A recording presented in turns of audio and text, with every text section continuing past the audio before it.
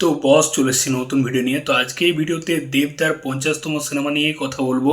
তো অনেকগুলো কন্টেন্ট আর কি জমা হয়ে গেছে। আমি কালকে ছিলাম না, কালকে পিকনিকে গেছিলাম। এখন বুঝতেই পারছো 25শে ডিসেম্বর 1 জানুয়ারির টাইম, তো বন্ধুদের সাথে পিকনিক, মদ খাওয়া খাওয়ির ব্যাপার আছে। তো একটা দিন আমার মিস হয়ে গেছে, অনেকগুলো কন্টেন্ট জমা হয়ে গেছে।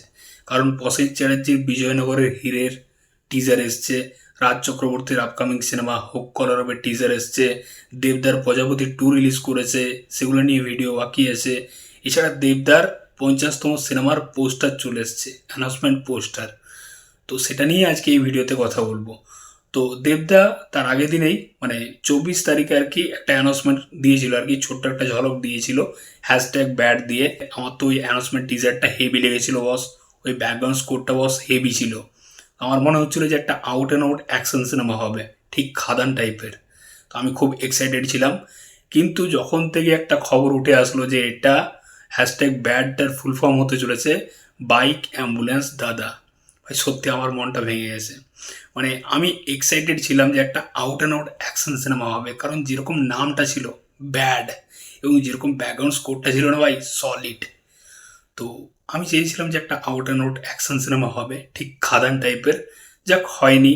তো এই ব্যাড সিনেমাটার পোস্টার কালকে ড্রপ করেছে, মানে 25 তারিখে ড্রপ করেছে 11টার সময়। ওই 11টার সময় ঠিক ড্রপ করেনি, একটু টেকনিক্যাল প্রবলেম ছিল, একটু পরে ড্রপ করেছে। তো কেমন হলো এই পোস্টারটা সেটা নিয়ে কথা বলবো। এবং দেবদা যে এরকম একটা সাবজেক্ট চুজ করেছে এটা দেখে খুব ভালো লাগছে। তো পোস্টারে আমরা দেব এবং পার্থ সারথীকে দেখতে পাচ্ছি। তার আগে বলি, এখানে যে দেব চরিত্রটা করছে করিমুল হকের, ইনি একজন সত্যিকারের হিরো। পদ্মশ্রী পেয়েছেন, জলপাইগুড়িতে বাড়ি।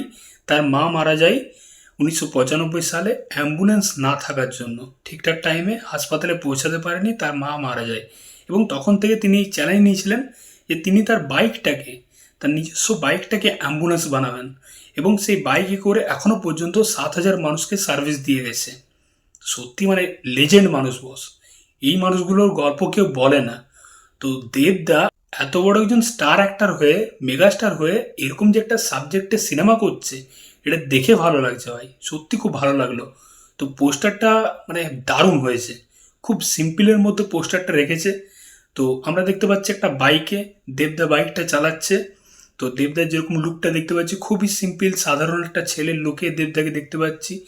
এবং তার পেছনে রয়েছে একজন অসুস্থ বৃদ্ধ, এবং তার পেছনে পার্থ সারথী। ও বৃদ্ধটাকে ধরে বসে রয়েছে স্যালাইনটা হাতে এমনি করে।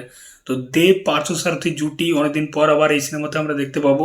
এর আগে রোমিও চ্যালেঞ্জের মতো সিনেমাতে দেব পার্থ সারথীর জুটি আমাদেরকে খুব এন্টারটেনমেন্ট করেছে। তো আশা করছি এই সিনেমাতেও তাদের জুটি বেশ ভালো লাগবে। তো পোস্টারটা কিন্তু খুবই সিম্পল রাখা হয়েছে, একটা গ্রামের ব্যাকগ্রাউন্ড দেখতে পাচ্ছি, খুব ভালো লাগছে। এবং যেরকম ব্যাকগ্রাউন্ড করে গানটা বাজছে, ওই দেশাত্মক গান, ও দেশ তোর চোখে জল, এরকম একটা লিরিক্স রয়েছে যেটা শুনতে খুব ভালো লাগছে। তো আমার মনে হচ্ছে এই সিনেমাটা 15ই আগস্ট করেই আর কি রিলিজ করবে, যেটা শোনা যাচ্ছে। খুব ভালো হয়েছে কিন্তু পোস্টারটা। দেবদা যে এরকম একটা সাবজেক্ট চুজ করেছে, এরকম একটা ক্যারেক্টারে সিনেমা করবে বলে সে হ্যাঁ বলেছে, এটা দেখে ভালো লাগছে।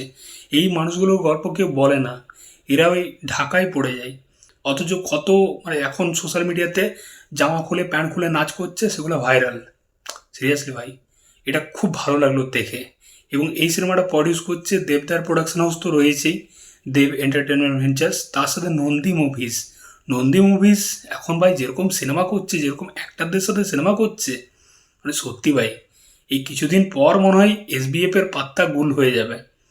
এই কিছুদিন আগে জিদ্দার সাথে তার অ্যানাউন্সমেন্ট চলে আসলো নন্দী মুভিজের, কেউ বলে বিপ্লবী কেউ বলে ডাকাত। সেই সিনেমাতে প্রোডাকশন হাউস হিসাবে রয়েছে নন্দী মুভিজ।